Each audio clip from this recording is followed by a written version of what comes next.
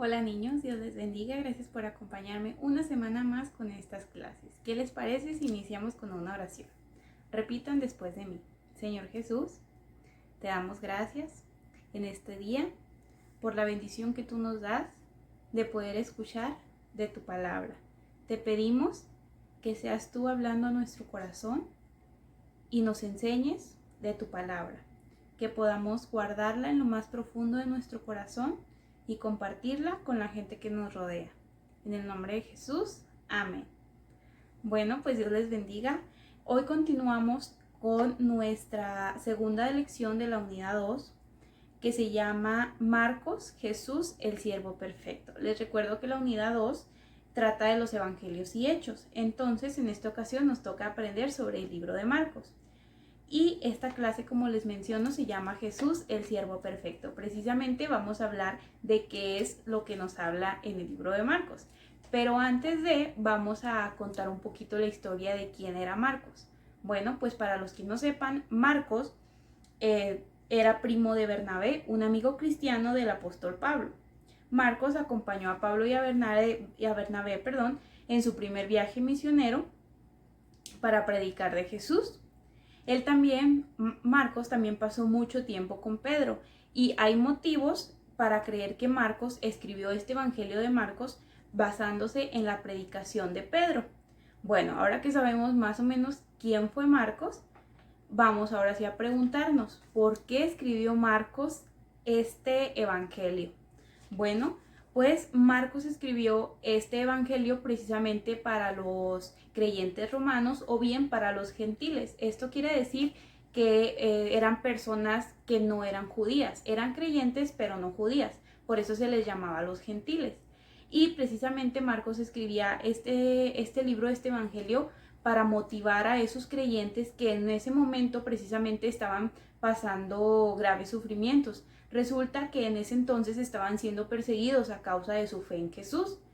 ¿Y por qué estaban siendo perseguidos? Bueno, pues según se cree que en el 64 después de Cristo hubo un incendio en Roma y se cree que fue obra de Nerón, el emperador romano. Y precisamente este mentado Nerón había acusado a los cristianos que ellos habían sido los que habían causado dicho incendio en ese entonces. Precisamente por eso la gente, los romanos, agarró demasiado odio para los creyentes y pues por eso es que estaban siendo perseguidos e inclusive torturados a causa de ese rumor que se había creado.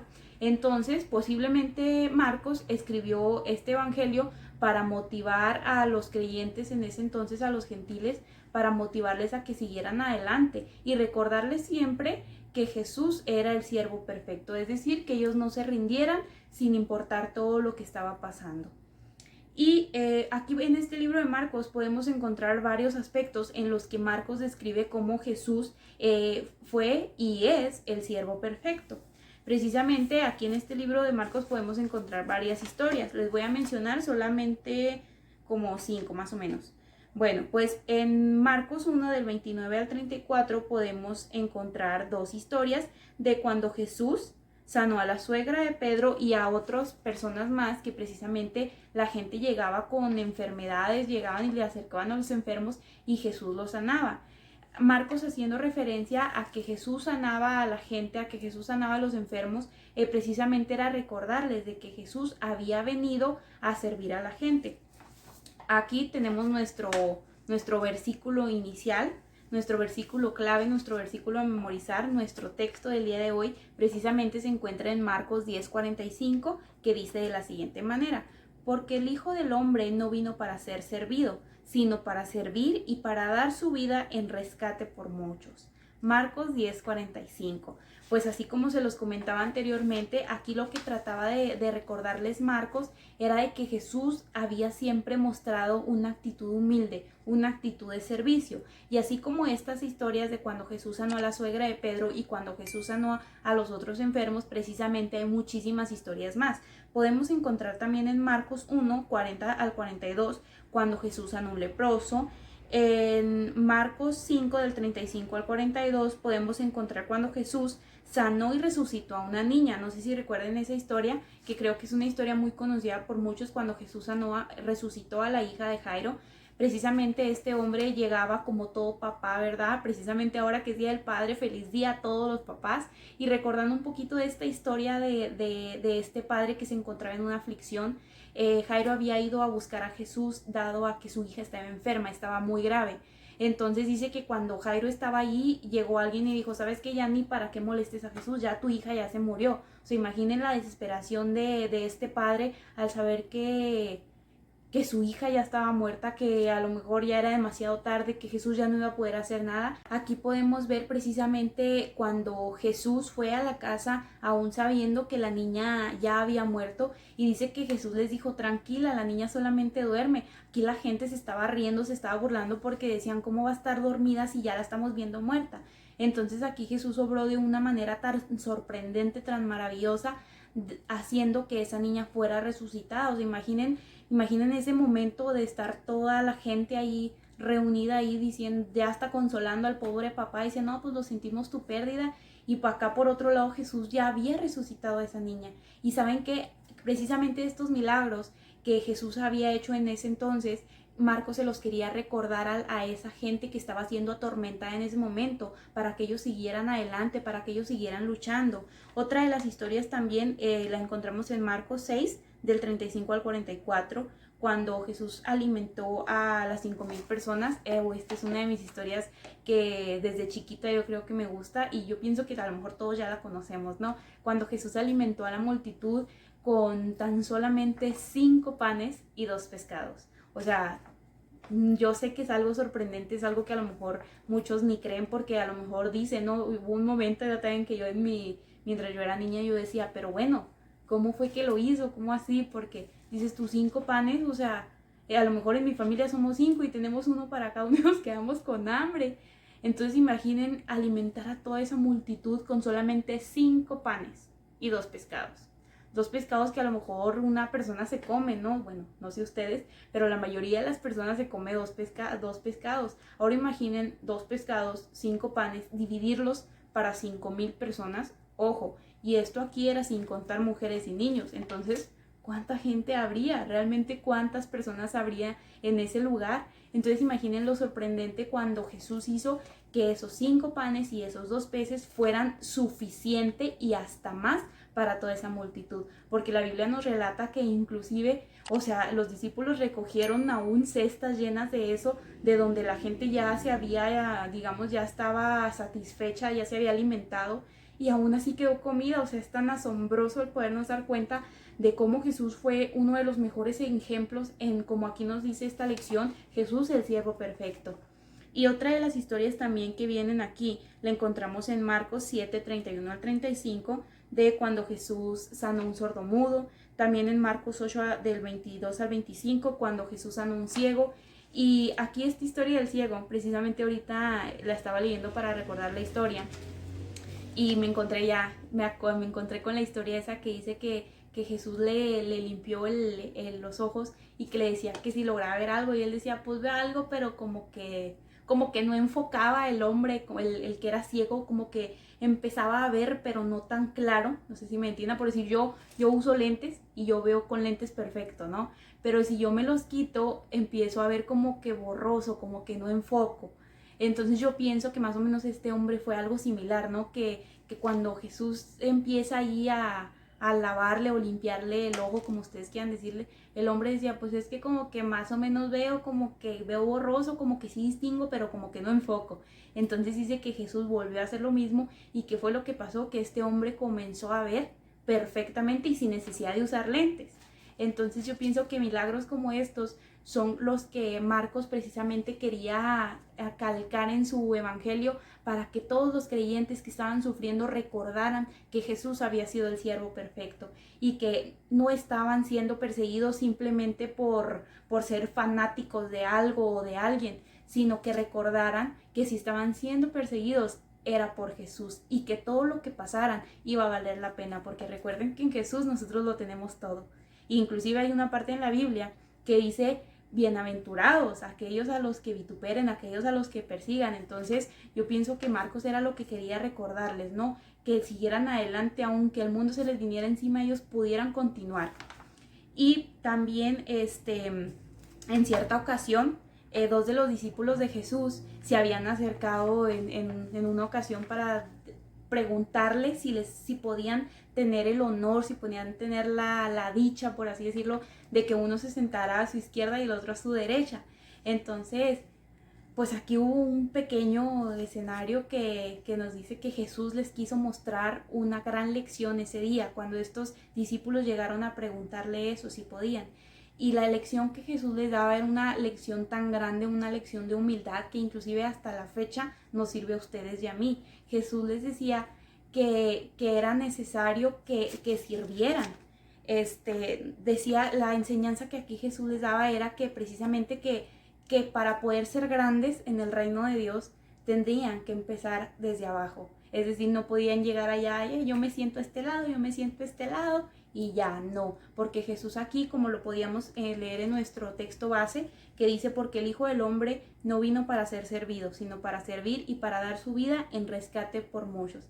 Precisamente esto es lo que Jesús quería enseñarle a sus discípulos, de que lo importante era que ellos empezaran a servir aquí en la tierra, porque Jesús decía, o sea, yo no puedo decirte sí, tú te sientas al lado mío porque de mí no depende, depende del de allá arriba quien escoja, porque esos lugares aquí nos dice que ya estaban reservados. Entonces Él les enseñaba esta gran lección de humildad, esta gran lección de que ellos estuvieran dispuestos al servicio. Y Jesús dijo que para dar su vida en rescate por el pecado, en dar su vida por amor por ustedes y dar su vida por mí. Precisamente Jesús vino para eso. A lo mejor estos discípulos a lo mejor pensaban que Jesús había venido para sentarse en un trono en la tierra y decir, fulanito, tráeme un vaso de agua. De decirle a otro, ¿sabes qué? Tú tráeme una pizza, por así. O sea, no, Jesús no vino para sentarse en un trono, para decir, bueno, ya vine, ya los mandé, ya me voy. No, Jesús vino para cambiar el mundo completamente, para salvar. La semana pasada precisamente veíamos que la gente esperaba al Mesías, de que alguien fuera y los rescatara de esa situación que se encontraban. Bueno, pues aquí podemos reafirmar que Jesús no vino para sentarse en un trono, Jesús no vino para venir a ordenar que hicieran, que no hicieran, no. Jesús vino para enseñarnos cómo debemos de servir. Es por eso que Jesús es el siervo perfecto. Es por eso que Jesús es el ejemplo perfecto, el ejemplo a admirar de cómo se debe ser un buen siervo. Y es por eso que esta lección nos enseña tanto a ustedes como a mí de que debemos de seguir los pasos de Jesús. Es decir, que si Jesús servía, yo debo servir. ¿Y cómo puedo servir? Bueno, pues hay muchas formas de servir. Podemos servir en casa, podemos ayudar a nuestros padres, a nuestros hermanos. Hay modos de servir dentro de la iglesia. A lo mejor si estamos pequeños, en ser el caso, a lo mejor no van a poder andar haciendo muchas cosas que un adulto hace, pero podemos andar ayudando recogiendo sillas, recogiendo la basura, ayudando a los ancianos. Hay muchísimas formas en las que nosotros podamos poner en práctica el servicio de lo que Jesús nos ha enseñado. De igual manera podemos aplicarlo en nuestra vida cotidiana. A lo mejor ahorita se dificulta un poco porque no estamos yendo a la escuela en modo presencial, pero ¿cómo podemos servir a nuestro prójimo en modo online? Bueno, pues podemos ayudar a lo mejor a un compañero que no entiende una clase, podemos explicarle, podemos ayudarle con su tarea, podemos a lo mejor ayudar a nuestros maestros, no sé, a compartir las clases, o yo que sé cómo puedan servir en modo online. Pero hay muchísimas formas en las que nosotros podamos servir a nuestro prójimo. A lo mejor en la calle podemos ayudar a alguien con las bolsas de su mandado. Bueno, aunque a lo mejor ahorita se dificulta un poquito por lo de la pandemia, ¿verdad? Pero hay formas en las que nosotros podemos ayudar a los demás. Y qué bonito que Jesús nos dé estas enseñanzas. A lo mejor y nosotros no vamos a poder alimentar a una multitud, pero ¿saben qué sí podemos hacer? Comprar una bolsita o algo y llevarla de despensa para alguien que sepamos que necesita, ayudar a esa gente que está pidiendo dinero. A lo mejor ayudarle si tenemos un peso, si tenemos 5 pesos, si tenemos 20 o si tenemos más, ayudar a esa gente. ¿Por qué? Porque son modos en los que ustedes como yo podemos servir a Dios y podemos seguir el ejemplo que Jesús nos dejó. Y bueno, pues yo espero que esta pequeña clase haya sido bendición para sus vidas. Y les recuerdo que en la descripción del video van a encontrar las actividades a realizar. En esta semana vienen unas actividades muy padres. Yo creo que siempre les digo que vienen actividades muy padres, ¿verdad? Pero es que a mí en lo personal me gustan mucho. Por decir, para los niños grandes de 7 a 11, 12 años, vienen actividades como esta. Me voy a acercar un poquito. Aquí vienen ciertos servicios que uno, como por decir, vienen, les voy a leer uno, dice como limpiar los baños, recoger la basura del césped, cuidar a los hermanos, cocinar la cena y así entre muchas otras cosas más. Bueno, pues aquí vienen cosas que uno hace y aquí abajo viene una tabla de cuánto nosotros creemos que es el valor, que cuánto creemos que es lo que cuesta realizar cada una de estas actividades. Y nosotros pues vamos a ponerlas aquí en la tabla según los costos que nosotros consideremos. Y otra de las actividades, esta es una de mis actividades favoritas, oigan, yo desde siempre, desde niña recuerdo que estas actividades me encantaban. Cuando vienen así mensajes ocultos, que vienen así las letras y viene una figurita y luego ya tú debes de ver aquí qué es lo que el mensaje oculto el que está. Y pues esta actividad está bien padre, así que espero puedan descifrar el mensaje oculto. Y por último viene esta actividad que es un plan de lectura, pero aquí en esta parte de abajo, aquí nos pide que escribamos, esto es personal, es muy de ustedes, que escriban 5 cosas que ustedes pueden hacer esta semana para servir a otras personas, ya sea en su hogar, en su escuela, en su iglesia o en diferentes partes en las que estén. Y para los niños más pequeños les he colocado unas actividades de igual manera muy padres. En esta ocasión son 2 actividades para los pequeñitos. Viene un dibujo a colorear y viene un rompecabezas. Así que espero que puedan descargar el material. En la descripción del video, les recuerdo, pueden encontrar el link directo a mi página donde pueden descargar el material completamente gratis. Y de igual manera pueden encontrar unos links para saber cómo descargar el material desde un teléfono y desde una computadora. Y pues bueno, espero que estas clases sean de bendición para sus vidas y nos vemos la próxima semana. Recuerden compartir estas clases con otros niños para que también puedan recibir de la palabra de Dios. Dios les bendiga. Bendiciones.